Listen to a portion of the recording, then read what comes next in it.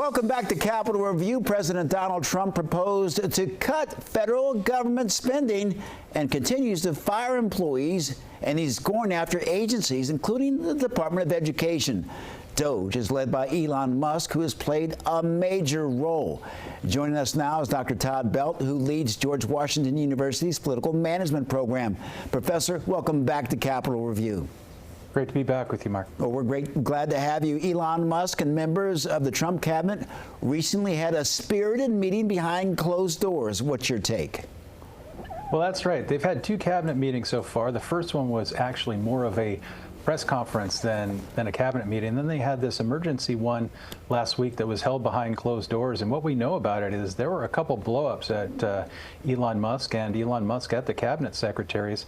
Musk really thinks that he's there to do the cutting, with the chainsaw metaphor that we have sometimes heard about it. And these cabinet secretaries really want a little bit more of the scalpel approach to try to make sure that they can carry out the duties of their agencies.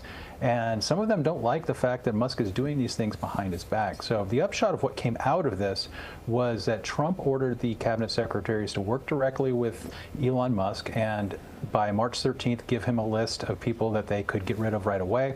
And then by the middle of April, put together a reorganization that would help trim down and consolidate some of the types of responsibilities that they have. So now what we're hearing is they're supposed to be working together. We'll see how well that happens.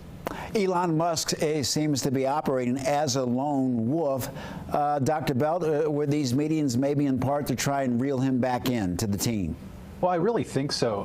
And don't forget, Elon Musk might be thought about as a lone wolf, but he's got a little wolf pack running around for him as well. He's got a number of those young 20-somethings out there interviewing people and making recommendations and getting into computer systems. So a lot of the administration people have been really upset about this. I think he's gone too far and behind their backs, and this is Donald Trump trying to reel him back, but he's also trying to placate both sides. Remember, he went out and bought a Cybertruck and had a whole thing on the White House lawn talking about how great Elon Musk is, so I think he's trying to cheer him up that way as well.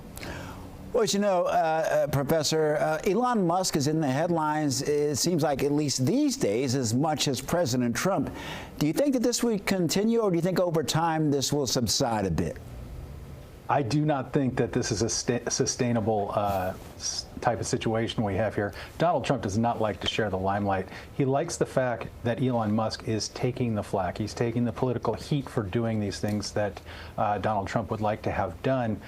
But if Elon Musk outshines the president, then he's going to find out very quickly that with Donald Trump in the White House, this town is not big enough for two sheriffs. Let's talk about President Trump's cabinet. Let's go back to 2016, where it seemed like the majority of his cabinet members, the Lex Tillersons of the world, were sort of from that old guard, that old school way of thinking. And with that experience, they maybe gave the president some advice to maybe tone it down. It seems like this cabinet is different, minus a Marco Rubio.